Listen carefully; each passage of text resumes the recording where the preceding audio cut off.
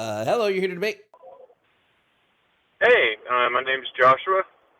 Um, I was Joshua. just scrolling through YouTube and I saw this. I saw you're pro-choice, and I am an abolitionist, and I thought you'd be interested in that. All right, Joshua, what's your age and pronouns, please? I am 28, and of course he, him. Okay. Want to talk about abortion? No problem. Joshua, do you. So I'm assuming you believe abortion is an unjustified action? Yes, I believe it is the unjustified taking of human life. Thank you, Boo. All right, and you hold that belief for all abortions for any reason? I guess it would depend on what you define as abortion. We may have disagreements on what can be characterized as an abortion. Sure, yeah. So I would define abortion as the evacuation of the contents of the uterus. I use a definition specifically from Harvard Medical School. Okay. That's just how I define abortion. But we can use any definition you want. I'm assuming you're primarily speaking about abortions that happen prior to 24 weeks, because we can remove the fetus in other means post 24 weeks if we want to. So I assume you're just speaking about abortions before this time point. Yes, I believe life begins at conception, and I would I would agree with that definition of abortion. I would stipulate the living contents or the alive contents. I don't believe removing a dead fetus is an abortion. Sure, I would slightly disagree with that, but it's just a semantics argument that we don't really need to get into. Abortions prior to 24 weeks. Do you believe that when it comes to the morality of these, do you think all abortions prior to 24 weeks are morally unjustifiable for any reason for the abortion, or do you have exceptions? No, I would say they're all morally unjustifiable. Of course, I want to clarify with abortion being the intentional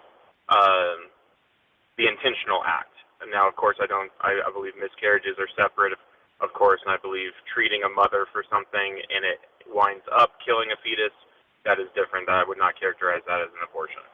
Okay, so just so that I have your stance, because I don't want to misrepresent your stance, all abortions prior to 24 weeks are morally unpermissible for any reason for the abortion. Correct, because I think that's the only position where if I believe that life begins at conception, then that's the only way that I can be morally consistent. Okay.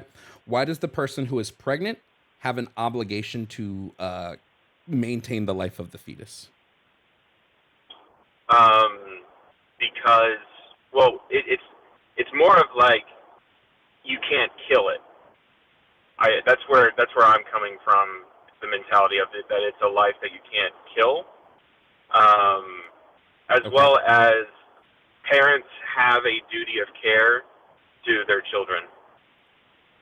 Okay, you can't kill part it. of that care would be. Plus, there's a parental obligation. Yes. Okay, no problem. Starting with the can't kill thing, I want to address both of these. Can't kill it.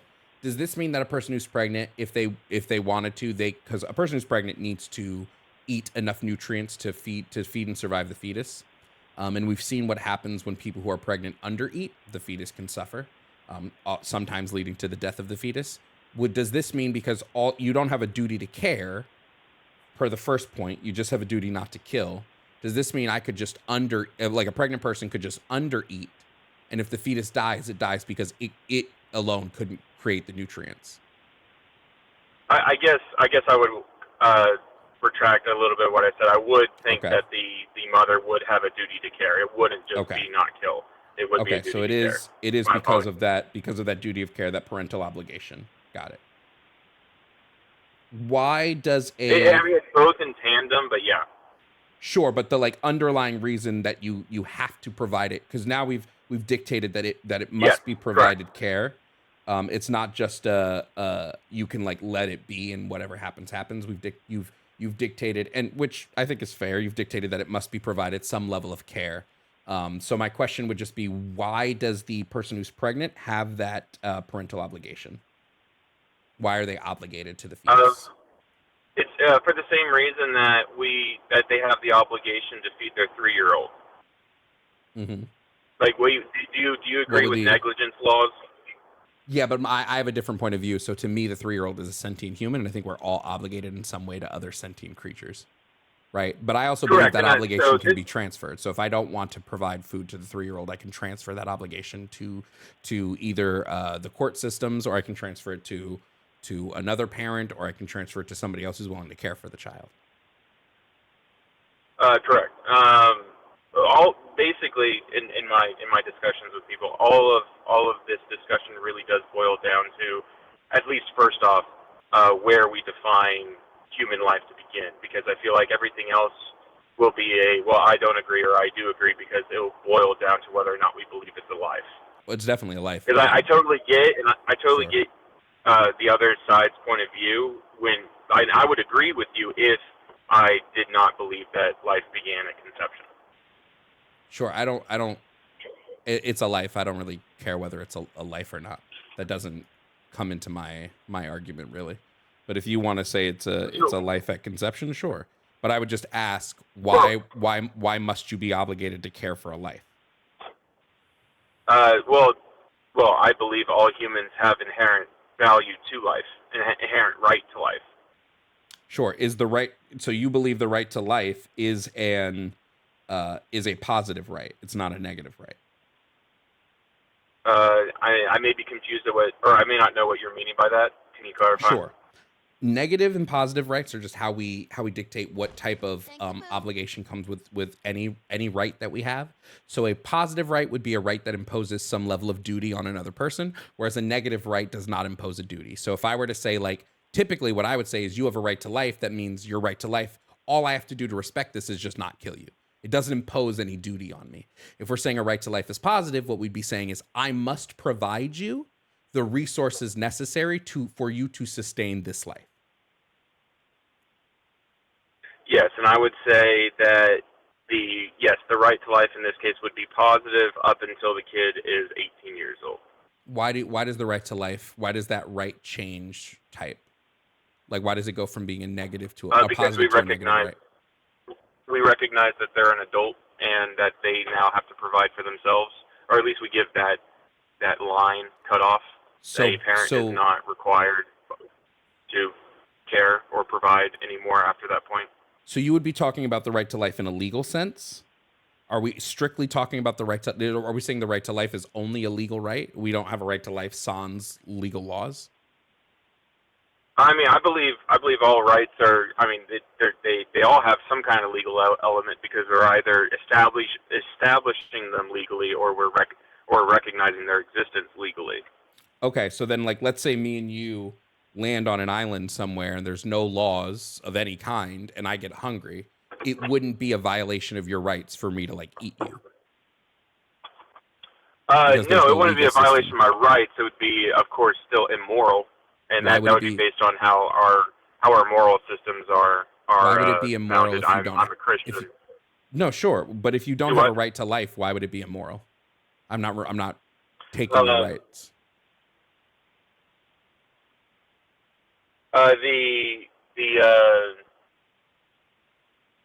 Sorry, because as a Christian, I believe all humans are created in the image of God, and that's the value of humans, that we're image bearers of God. Sure, but we're not really talking about value, right? It's not a right to life, but do what? Well, we're not really talking about value, right? Like, for instance, let me ask you a question. Do you think it's immoral for me to, like, kill and eat a cow? Like, to kill a cow and make a steak? If it's your cow, sure. Okay, so that would not... It's moral to do so if it's your cow. Okay, like, if I own the cow, it's moral for me to kill and eat the cow. This would be because the cow doesn't have a right to life in our worldview. The cow does not have a right to live when it comes to our preferences and wants. So I'm asking you if stemmed off of the value of a cow versus the value of a human. Like, we establish a right to life because we value human life. Yeah, but you're saying the right to life only exists in a legal sense. So it's not about value, it's about legality. So that's why I'm asking the legal right to life is based off of our inherent value as humans. Sure, so, like, do we have a moral right to aspect life that then we build the law off of? Do we have a right to life sans legal values? Does that right exist if there is no legal structure in place? I I could be just very confused right now, but I would say no, because I view rights as a legal thing. I don't think we have necessarily inherent rights. I think there is objective morality that we use to base our laws off of. Sure, but you've conceded that killing something without a right to life is not an immoral action.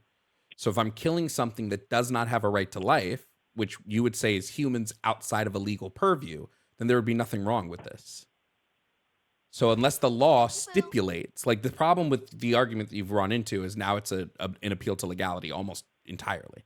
So if the law doesn't determine that you have a right to life, so if I go to a state like New York where abortion is permissible, the law has determined that that fetus does not have a right to life, per your argument, it would not be immoral for me to have an abortion. Okay, here, let me clarify then. Sorry, I may have misspoken. Let me clarify. I believe that there is objective morality, and that we base laws off of that, and that gives we establish rights based off of what we believe to be moral. And so whether or not something has a right to life, there is still an underlying morality to it, because a country, a legal system can say, like, let's say we were to legalize murder and say that no one has a right to life, and we legalize murder entirely, there is still an underlying immorality to that, regardless of what the legal system says is okay. So there's an issue with what you said is kind of a contradiction to itself. So you said that our laws are based on objective morality because they're based on what we believe to be wrong. If the minute you say it's based on what we believe to be right and wrong, that means it's not objective, it's subjective. So it's based on it. Sorry. So I would say laws are fairly subjective because there are some laws that every place kind of has the same, because we've recognized that, like, hey, this is really important. These laws are really important for us to have for a fruitful society. So like schmurder, it really doesn't benefit. I don't know why I fucking censored myself. I don't censor myself anymore. Murder. So it's really hard to run a functioning society when everybody's just going around murdering each other. Right. It's sort of less that we believe that there's some objective standard here, because we do have justified killing. That's why, like, murder itself is like unjustified. Right. We do have justified killings. Yes. So like murder might be wrong, but killing is not. So I would say like objective morality can't exist if we're just arguing that like something is wrong because it's legal. Right. And legality doesn't really look at morality 9 times out of 10. Because they're like, jaywalking is illegal, but it's not immoral to jaywalk, right? Like laws handle a bunch of different things between ethics, morality, and then usually like just some level of like public safety, but not necessarily regulating things simply because we believe that there's some objective morality to them. Sure. Yes, I did make a contradiction there with the objective. I believe in objective morality from the Christian worldview. I recognize our laws are subjective. So you don't believe in any objective morality? No, I think morality, even under the Christian purview, morality would be subject to God's will. So God would be the subject. So it would still be a subjective morality. I don't think there's morality that exists like baked into the universe. I think morality only exists with people. Right. Some animals, like we've seen the dolphins may have some level of like a moral system, and like dogs and pigs might have a level of understanding right or wrong.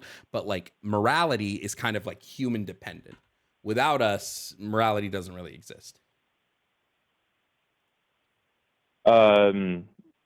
Yes. So when I say objective morality from the Christian worldview, I get that God would be the subject, but in this case, from the Christian worldview, that God is unchanging, and so it would be objective at that point, because that's not entirely it would true. be God's will, which is unchanging. That's not entirely true, because God's will in the Old Testament was that slavery was okay, and His will in the New Testament is that it's not. So He has changed His opinion on things.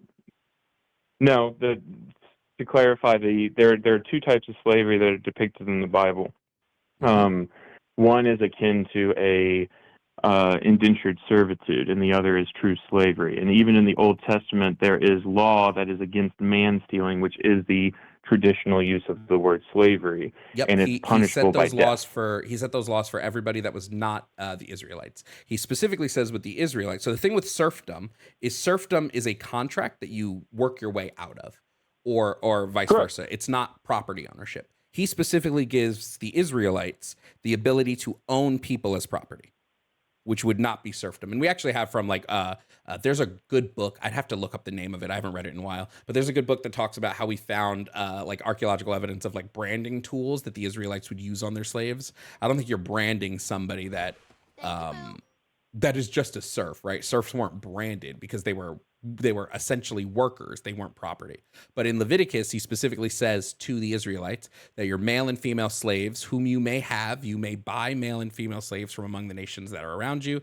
You may also buy from among the strangers who sojourn with you and their clans that are with you, who have been born in your land, and they may be your property, and you may bequeath them to your sons after you to inherit as a possession forever. You may make slaves of them, but over the brothers of your people of Israel, you shall not rule one over another ruthlessly. So they say, God says, well, you can't own like slaves that are Israelites, but anybody else, you can not only own them, but you can own them as property, and they can be inherited down to your children, which would not be serfdom. That would be the complete opposite of what a serf is. So nowadays, Sorry, though, what was God that? is, What was that reference again? that's Leviticus 25, 44 through 46. Okay. All But right. nowadays, Well, we kind of recognize that Jesus was like, we shouldn't have slaves at all, right? Because there was a big change in morality from the Old Testament to the New Testament. So I would just argue that even under this, God's morality wouldn't be objective. It's his view on the world has changed, and what he has allowed and disallowed as moral and immoral has changed over time.